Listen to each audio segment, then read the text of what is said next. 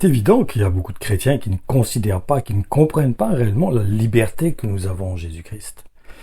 C'est une liberté qui n'est pas faite pour faire ce que nous voulons. C'est une liberté pour ne pas être sous une pression, sur une exigence, sur une loi, sur des principes, mais de rechercher, être conduit en fait par le Saint-Esprit.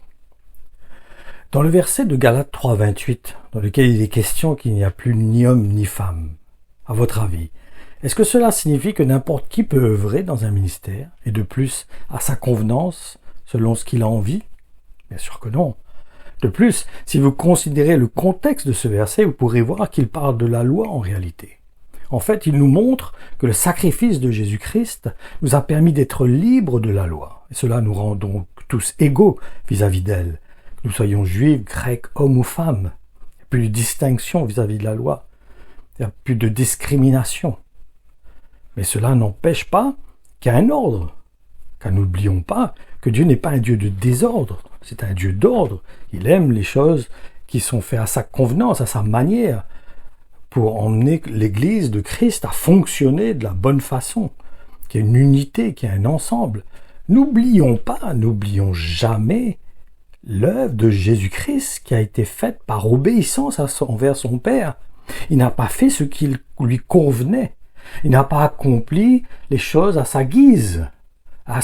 Juste à la fin, même dans le jardin de Gethsémane, il a crié, il a supplié son Père, mais après il a dit, mais que ta volonté soit faite.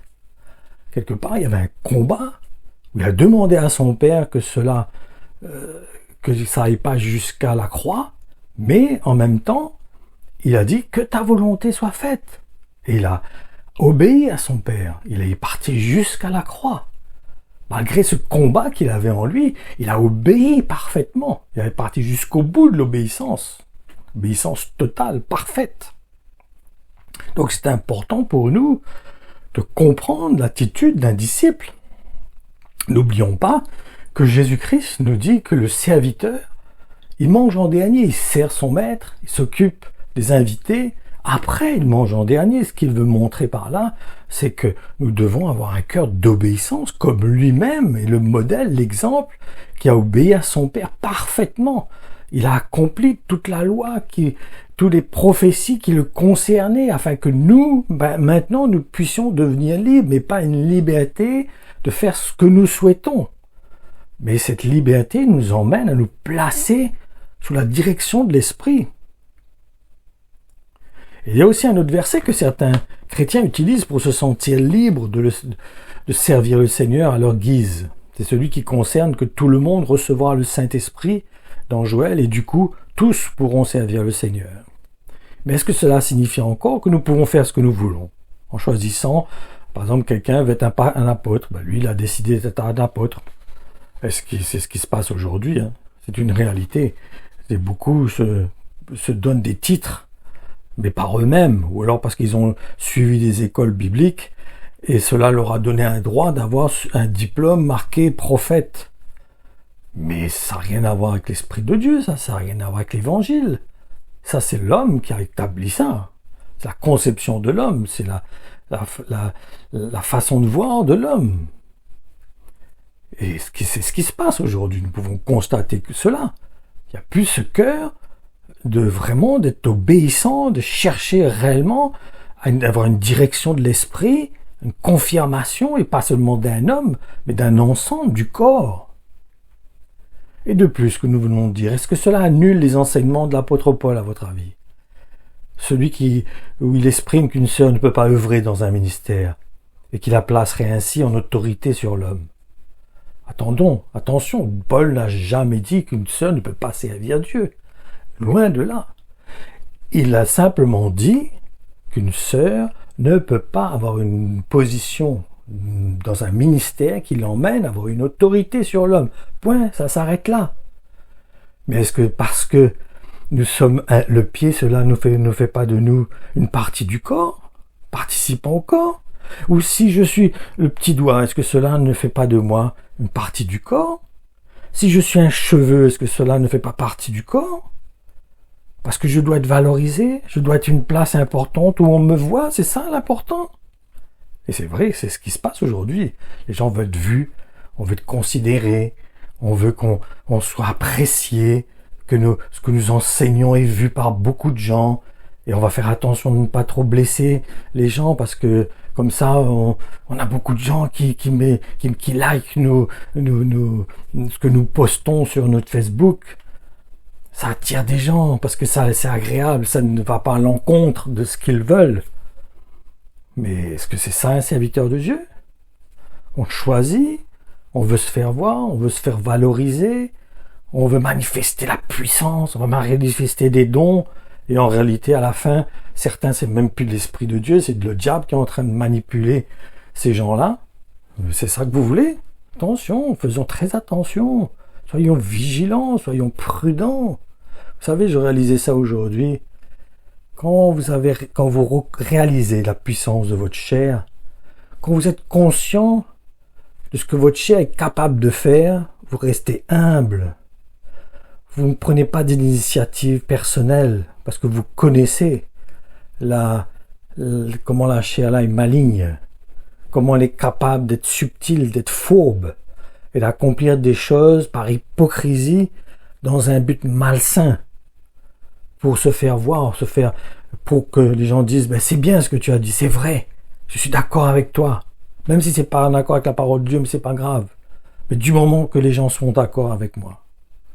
Faisons attention, restons humbles, reconnaissons notre place. L'important, c'est pas d'avoir une place qui est vue. L'important, c'est de faire la volonté de Dieu, d'accomplir ce que Dieu nous demande. Parce que Jésus-Christ a été clair avec certains serviteurs de Dieu en leur disant, je ne vous connais pas, vos œuvres ne sont pas en accord avec la loi de Dieu. Vous n'êtes pas en accord avec les enseignements qui sont dans la parole de Dieu. Faisons très attention. La parole de Dieu ne peut pas annuler les enseignements des apôtres. Il faut comprendre ce que certains enseignements transmettent. Comme dans Galates 3 où il est dit où nous sommes tous égaux. Oui, mais il faut comprendre le contexte, il faut comprendre pourquoi il dit ça. Dans quel but il dit cela. C'est pas pour prendre ça. Beaucoup de gens font ça aujourd'hui, j'aurais laissé ça. C'est par exemple ces chrétiens qui disent il faut pas juger. Non, si vous considérez Seigneur n'a pas dit qu'il faut pas juger. On doit reprendre des frères et sœurs qui sont dans le péché. Mais ce qu'il y a, on ne doit pas s'associer, on ne doit pas être c'est de l'état d'esprit dans lequel il faut veiller.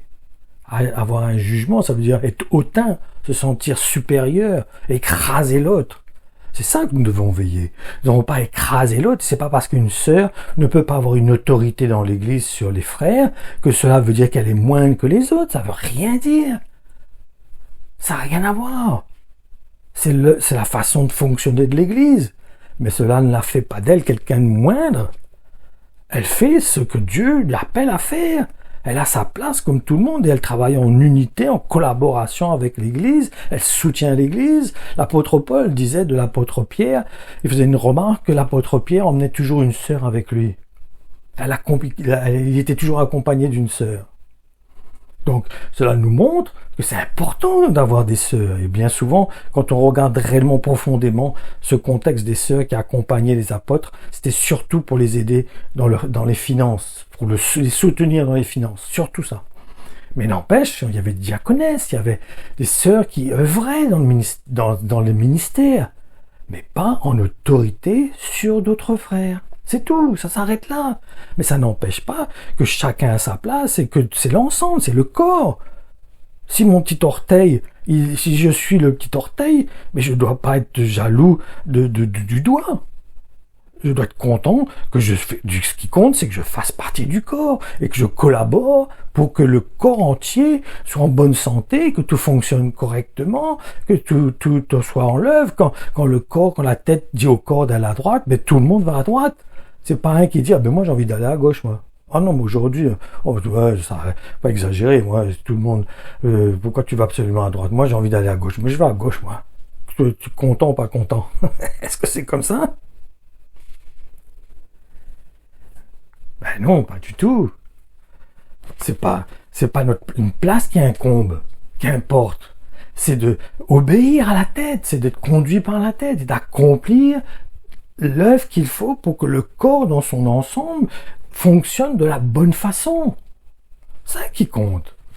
Le reste ne compte pas. Moi, ce que je veux ne compte pas. Ce que je désire ne compte pas. Mes ambitions ne comptent pas. Ce que ma chair veut ne compte pas. Mes sentiments intellectuels ne comptent pas. Ce qui compte, c'est la direction de l'esprit. Comment le Saint-Esprit dirige ce corps. Et d'être uni avec ce corps pour que l'ensemble accomplisse la volonté de Dieu. Attention, car il ne faut pas négliger que le diable se déguise en ange de lumière. Ne nous trompons pas, ne nous laissons pas séduire, et qu'il est le père de plus du mensonge. Et du coup, il est très habile pour utiliser la parole de Dieu afin de troubler les enfants de Dieu. Comment il a agi envers Jésus-Christ qui était le Fils de Dieu? Il dit, si tu es le Fils de Dieu, fais ceci. Si tu es le Fils de Dieu, fais cela. Il nous dit aussi, si tu es chrétien, fais ça. Tu es capable de le faire. Tu peux être apôtre, tu peux être pasteur toi aussi. Tu es un enfant de Dieu. Tout est possible. Tout le monde est égaux, tu sais. Que tu sois femme ou homme, tu peux œuvrer en tant que pasteur. T'inquiète pas, vas-y. Et qu'est-ce que Jésus a répondu? La parole de Dieu dit que il lui faisait fermer la bouche. Pour autant, ce qu'il disait était vrai. Dieu pouvait faire ce qu'il lui demandait. Mais il y avait une humilité dans son cœur. Il ne cherche pas ça à une place. Il voulait accomplir, il savait qu'il avait besoin d'accomplir ce que pourquoi son Père l'avait envoyé sur la terre, dans un corps identique au nôtre. De plus, nous ne nous basons pas non plus sur les enseignements de n'importe quel serviteur de Dieu, car même s'ils font des miracles, comme je disais tout à l'heure, n'oublions pas que Jésus-Christ disait à certains serviteurs de Dieu, « Je ne vous connais pas », pourtant il faisait des miracles et des prodiges. Car cela ne signifie pas que ce qu'ils enseignent est dans le même état d'esprit que ceux des premiers apôtres. Faisons attention, soyons vigilants. Et je vais vous poser cette question à votre avis, vu que c'est le Saint-Esprit qui distribue les dons et les ministères. Est-ce qu'il va aller à l'encontre des enseignements des apôtres, à votre avis? Soyons logiques. Bien sûr que non. En effet, chacun, en réalité, considère la liberté qu'ils ont eue en Jésus-Christ en s'imaginant qu'ils peuvent servir le Seigneur à leur convenance.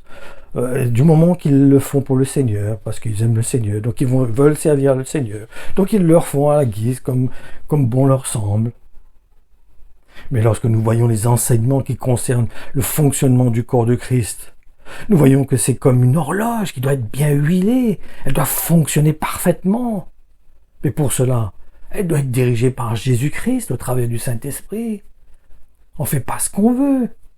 Et ce qui incombe, du reste, c'est de rechercher à être conduit donc par le Saint-Esprit, ceci en collaboration avec le corps. Ça aussi, c'est important. Les gens qui me disent, mais ils n'ont pas besoin du corps, donc ils se soumettent au Saint-Esprit, les autres. Mais le Saint-Esprit, quel est le rôle du Saint-Esprit? C'est faire fonctionner l'ensemble du corps. C'est pas non seulement un membre, c'est que l'ensemble fonctionne ensemble dans une collaboration. Autrement, c'est plus un corps. Si un corps est divisé, si chaque membre part dans tous les sens, si on coupe le corps en petits morceaux, ça n'a plus de sens. Le corps a besoin de fonctionner dans l'ensemble. Cela est spirituel, bien sûr. C'est pas charnel. En effet, imaginez-vous que tout le monde voudrait être la main. Dans ce cas, qui serait le pied alors? Non. C'est le Seigneur qui connaît et distribue, c'est lui qui met en place chaque membre pour une utilité spéciale, mais dans le but commun. Donc ma conclusion, c'est prendre un grand risque de remettre en question, ne serait-ce qu'un seul enseignement qui a été communiqué par les premiers apôtres. En effet, faisons très attention de remettre en question ce qu'ils ont communiqué, et n'oublions pas qu'ils ont été enseignés par Jésus-Christ lui-même. Donc ce genre d'attitude, ce genre de chrétiens qui remettent en question les enseignements des apôtres, par leur attitude, ils montrent qu'ils font de l'apôtre un menteur. Et oui, vous faites de cet apôtre un menteur si vous remettez en question ce qu'il dit. C'est comme ceux qui disent que parce que Matthieu a dit est faux, on ne peut pas baptiser quelqu'un au nom du Père, du Fils et du Saint-Esprit. Ils font de Matthieu donc un menteur. Ils le font un menteur. Après, certains disent, ouais, mais c'est mal traduit. Non, quand vous regardez l'original, c'est marqué comme ça.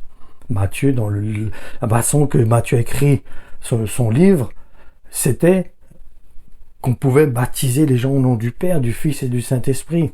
Si maintenant je remets ça en question, je fais de Dieu, de cet apôtre, un menteur.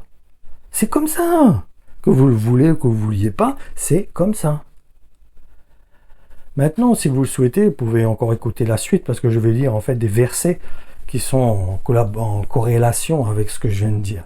Donc si vous voulez arrêter d'écouter, c'est possible, parce que ça va être assez long. Galates 3, 24, 28 nous dit: on pourrait dire aussi que la loi était le gouvernement chargé de nous surveiller, de nous éduquer jusqu'au jour où elle pourrait nous mener à l'école du Christ.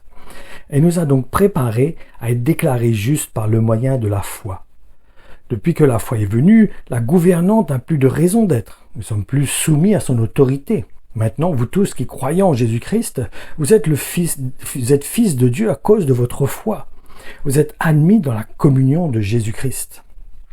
Oui, vous tous, lorsque vous avez été baptisés pour le Christ, immergés dans une communion spirituelle avec lui, vous vous êtes revêtus du Christ. Vous avez pris sa ressemblance, son caractère. Maintenant, il n'y a plus de place pour les discriminations faites par les hommes, plus de différence entre juifs et grecs, serviteurs et maîtres, hommes et femmes. Toutes ces distinctions humaines tombent. Unis au Christ, vous ne faites plus qu'un. Acte 2,17 nous dit: voici ce qui arrivera dans les derniers jours, dit Dieu. Je répandrai de mon esprit sur tous les hommes. Vos fils et vos filles prononceront les paroles que je leur inspirerai. Vos jeunes gens auront des visions et vos aînés recevront des révélations par des songes. 1 Corinthiens 12, 1, de 5 à 31. Pourtant, sur la question des manifestations de l'esprit, j'aimerais, frères, que vous soyez bien au clair, afin qu'il ne reste pas de fausses notions. Les services dans l'Église sont différents, mais c'est en un seul et même Seigneur que nous servons. Il y a bien des manières d'agir et de travailler. L'œuvre de Dieu adopte des formes très variées et c'est pourtant le même Dieu qui exerce son action pour rendre les uns et les autres capables d'accomplir tout ce qu'ils font. En chacun de nous, l'Esprit se manifeste d'une façon particulière, mais les dons qu'il nous accorde nous sont toujours conférés en vue du bien commun. C'est pour être utile aux autres que l'Esprit donne à l'un une parole pleine de sagesse qui lui permet de prodiguer des conseils précieux pour la vie quotidienne. À l'autre, l'Esprit confie un message qui enrichit les connaissances et expose avec clarté le plan de Dieu. Un autre reçoit du même esprit une foi qui peut opérer des prodiges. À un autre, ce même esprit accorde des dons pour guérir les malades. À un autre encore a le pouvoir de faire des miracles. Un tel a reçu le don d'interpréter et d'exposer la volonté de Dieu. Tel autre sait distinguer ce qui vient de l'esprit divin et ce qui émane des mauvais esprits. Ici, quelqu'un parle et loue Dieu dans des langues inconnues. Là, un autre interprète ces langues et traduit ce que dit le premier en paroles intelligibles. Mais tout cela est l'œuvre d'un seul et même esprit qui distribue à chacun son don comme il l'entend. Car le Christ est semblable à un corps humain avec ses divers membres et organes. Tout en ayant beaucoup d'organes, le corps forme un tout. Ces organes, malgré leur multiplicité, ne constituent ensemble qu'un seul corps. Il en est bien ainsi du Christ, car nous avons tous été immergés dans un seul et même esprit pour former un seul corps, que nous soyons juifs ou grecs, esclaves ou hommes libres. C'est de ce seul et même esprit que nous sommes tous abreuvés et imprégnés. Un corps n'est pas composé d'un membre unique, mais de plusieurs. Si le pied disait « Moi je ne suis pas une main, je ne fais donc pas partie du corps », en ferait-il moins partie pour cela? Et si l'oreille se mettait à dire « Moi je ne suis pas un œil, je ne fais donc pas partie du corps », cesserait-elle d'en faire partie pour autant? Si tout le corps était un œil, comment ce corps entendrait-il? Et s'il pouvait seulement entendre, où serait l'odorat? Heureusement, Dieu a assigné à chaque organe sa place et sa fonction dans le corps comme il a trouvé bon, car si le tout était constitué d'organes identiques, serait-ce un corps? En fait, bien que les organes soient nombreux et divers, ils forment ensemble un seul corps. C'est pourquoi l'œil ne saurait dire à la main « Je n'ai pas besoin de toi », ni la tête dire aux pieds « Je peux fort bien me passer de vous ». Au contraire, les parties du corps qui nous paraissent insignifiantes, celles qui sont faibles et cachées, sont particulièrement nécessaires. Et celles que nous estimons les moins dignes d'intérêt sont celles dont nous prenons le plus grand soin, de sorte que nous les traitons avec des égards dont les autres n'ont guère besoin. Tu as fait de notre corps un ensemble harmonieux dans lequel il a disposé les différentes parties de manière à donner une fonction essentielle aux organes les plus humbles afin qu'on honore davantage ceux qui manquent naturellement d'honneur. Il voulait par là éviter toute division dans le corps et donner aux différents membres le sens de leur solidarité réciproque. Que chacun d'eux ait le souci des autres et leur témoigne une égale sollicitude. Un membre souffre, tous les autres en pâtissent et souffrent avec lui. Un membre est-il à l'honneur, tous les autres partagent sa joie. Or vous constituez ensemble le corps du Christ et chacun de vous, pris à part, en est un membre ou un organe auquel Dieu a signé sa place et sa fonction. Il a ainsi établi dans l'Église, premièrement les apôtres, deuxièmement les porte-paroles de Dieu, troisièmement ceux qui enseignent, ensuite ceux qui opèrent des miracles, puis ceux qui ont des dons pour guérir les malades, ou encore pour assister les malheureux, pour administrer ou diriger l'Église, pour parler dans des langues inconnues. Tous sont-ils apôtres? Tous sont-ils porte-parole de Dieu? Tous savent-ils enseigner, faire des miracles, guérir les malades, parler dans des langues inconnues ou les interpréter? Évidemment non. Aspirez aux dons les meilleurs et les plus utiles d'entre eux. Pour cela, je vais vous indiquer la voie par excellence, celle qui surpasse toutes les autres, bien sûr, qui est l'amour. Voilà, que le Seigneur vous bénisse, que sa parole encore continue à vous établir, à permettre de mieux comprendre réellement le cœur de Dieu, la manière qu'il veut faire fonctionner son corps, qui est son Église, et que vraiment nous puissions avoir ce cœur d'obéissance, de soumission, et qui ne remet pas en question les enseignements qui veulent nous emmener à devenir de vrais disciples de Jésus-Christ. Soyez bénis.